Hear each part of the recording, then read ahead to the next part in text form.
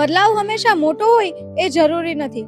કોઈ વ્યક્તિના એક નાનકડા પ્રયાસને કારણે પણ બદલાવ યાત્રાની શરૂઆત થઈ શકે છે. તો ચાલો આજે આપણે એવા જ એક વ્યક્તિને મળીશું જેમનું નામ છે ભાવનાબેન કલોલા, કે જે સમાજ કલ્યાણનું કામ કરે છે. નમસ્કાર. નમસ્કાર ભાવનાબેન, તમે આ જે આખી સમાજ કલ્યાણની કામગીરી કરો છો એ તમે એમાં એક્ઝેક્ટલી શું શું કરો છો? એમાં ઘણી બધી પ્રવૃત્તિઓ છે. પેલું મુખ્યત્વે સાક્ષરતા, બાળકોને ભણાવી ગણાવીને હોશિયાર કરવાની વાત છે. પછી વ્યસન મુક્તિ, સફાઈ અભિયાન અને નાની નાની જરૂરતો. મને ઘણા બધા ડોનર અને દાતાઓ મળે છે, તો એના હસ્તક ક્યારેક બાળકોને જમાડવા આવે છે, ક્યારેક કોઈ ગિફ્ટ લઈને આવે છે. આજે કપડાં વિતરણ છે, બધા બાળકોને વસ્ત્ર આપવાના છે.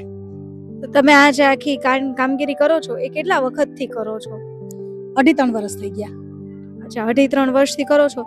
તો એ તમે શરૂઆત જ્યારે કરેલી ત્યારથી લઈને અત્યારની પરિસ્થિતિમાં શું ફેર છે એ તમે જણાવી શકશો?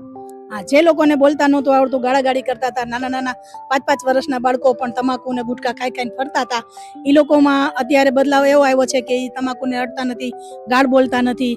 ઘરમાં મમ્મી પપ્પાની લોકો વ્યસન કરતા હોય તો એમને વ્યસન મુક્તિ વિશે બાળકો સમજાવે છે, સફાઈ અભિયાન વિશે સમજાવે છે કે જ્યાં ત્યાં કચરો નહીં નાખવાનો, કે દુકાને ગયા હોય તો પ્લાસ્ટિકના જબલા નહીં લેવાના, કે જબલાનો નિકાલ કેવી રીતે કરવાનો. એને વિસર્જન કરતા બહુ વાર લાગે છે, એટલે ઘરેથી થેલી લઈને જાય છે અને સામાન લેવા જાય છે.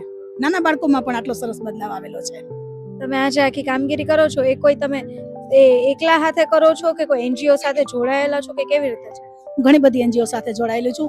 મુખ્યત્વે જે મારું સપનું પૂરું કર્યું એ છે રોબિનહુડ આર્મી.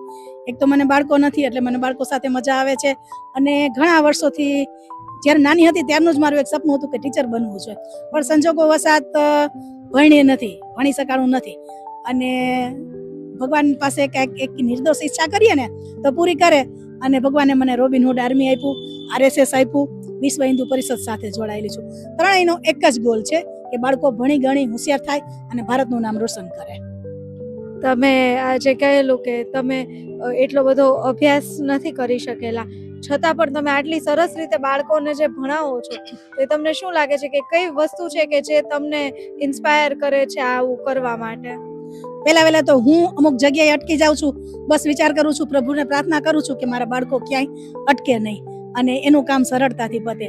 જેમ કે અંગ્રેજી ન આવડવું, ક્યાંક ઉચ્ચ અધિકારી સાથે વાત કરવી તો હું થોતવાઈ જાઉં છું.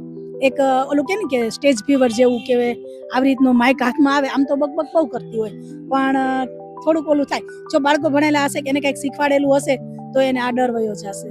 આ તમે બાળકોનો હવે અત્યારે તમે કરો છો આવી રીતે, તો આગળનો તમારો ગોલ શું છે? કે આગળ તમે હવે તમારો એમ શું છે કે શું તમારે કેટલા બાળકોને તમારે આવી રીતે શિક્ષિત કરવા છે? મારું હાલે તો હું ભારતના એક નાગરિકને, બાળકોને તો શું, હું બાળકોના માતા પિતાને પણ ભણાવવા માંગુ છું કે એ લોકોને સહી કરતા નથી આવડતી.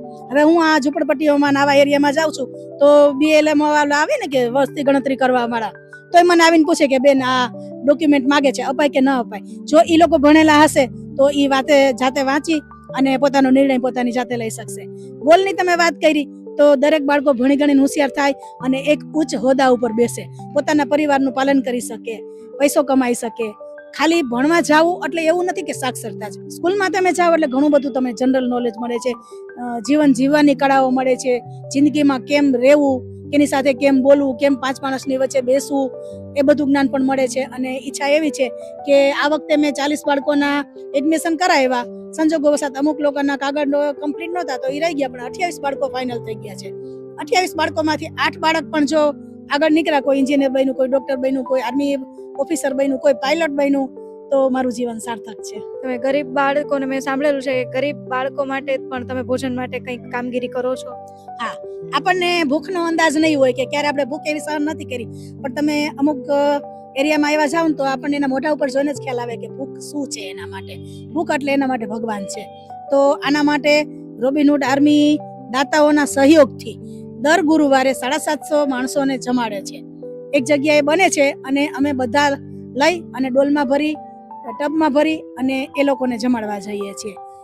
એ સિવાય કોઈ મોટી કોલેજો હોય, મોટી સ્કૂલો હોય કે કોઈ લગ્ન પ્રસંગમાં બચેલું ભોજન હોય તો એ અમે એકત્રિત કરીએ અને આવા ઝૂંપડપટ્ટીમાં અથવા સ્લમ એરિયામાં જઈ અમે એને જમાડીએ છીએ. ખૂબ જ સરસ તમારો જવાબ, ને આઈ હોપ કે આનાથી ઘણા બધા લોકોને પ્રેરણા મળે તમારી જેમ જ સારા સમાજ સેવા કરવાની. Thank you so much. વર્ષ 2024-25ના આંકડા મુજબ આખા ભારતમાં કુલ 4,60,00,000 જેટલા બાળકો પ્રાથમિક શિક્ષણથી વંચિત રહે છે, કે જે ભારતના બાળકોનો 17% જેટલો ભાગ છે. આ આંકડાઓને જોઈએ તો આપણને પણ એમ થાય કે આ બાળકો જે પ્રાથમિક શિક્ષણથી વંચિત રહે છે એમને શિક્ષણ મળવું જોઈએ. જો એમને શિક્ષણ મળશે તો એનાથી એમનું ભવિષ્ય કંઈક આગળ સારું સુધરી શકશે. તો એના માટે આપણાથી બનતી આપણે જે થાય એ મદદ કરીએ એવા પ્રયાસો આપણે શરૂ કરવા જોઈએ.